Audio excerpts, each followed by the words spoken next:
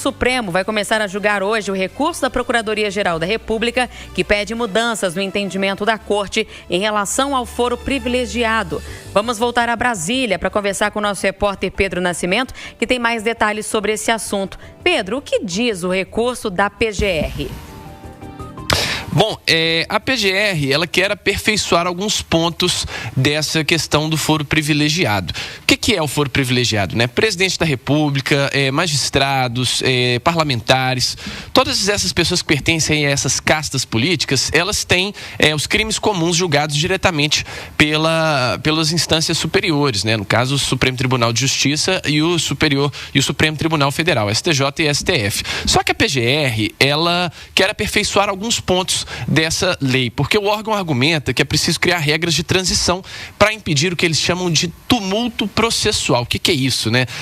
Quando já tem casos que já estão na etapa final, né? Já estão aí praticamente encerrados, e aí mudam de instância, e aí muda o juiz, que é o relator da ação, ele pega aquela ação ali da metade, enfim, causa de fato um tumulto processual, porque você tira o trabalho da mão de um magistrado que já estava acompanhando isso há mais tempo, passa para outra pessoa que pega ali no meio do caminho, então isso acaba beneficiando certas vezes os próprios políticos ali que estão sendo julgados por casos de corrupção, enfim, coisas sérias que são julgadas nesses tribunais. E aí, segundo o Procurador-Geral da República, Paulo Gonet, devolver processos avançados aos tribunais superiores pode gerar atrasos, instabilidade e até risco de prescrição desses crimes. For privilegiado, né, como eu disse, é esse mecanismo aí que determina onde essas autoridades são julgadas. E em março desse ano, o Supremo Tribunal Federal ele ampliou o alcance dessa regra. Decidiu que nos crimes ligados ao cargo, o foro deve ser mantido mesmo depois de a autoridade deixar a função. Ou seja, né, investigações aí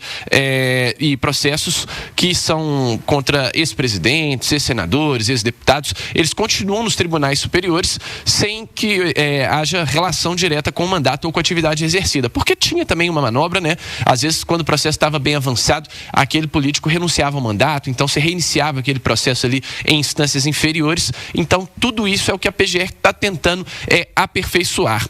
Outro tema que está em análise também são os chamados mandatos cruzados, que é quando uma autoridade ocupa cargos diferentes ao longo da carreira. E aí fica aquela dúvida, né? Onde que ele vai ser julgado, né?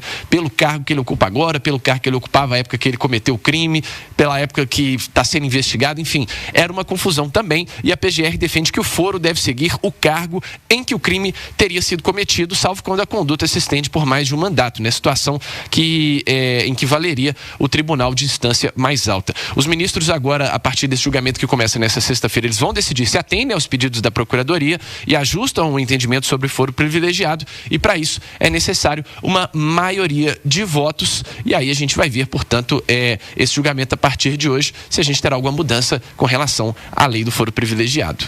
De Brasília, Pedro Nascimento. 8h.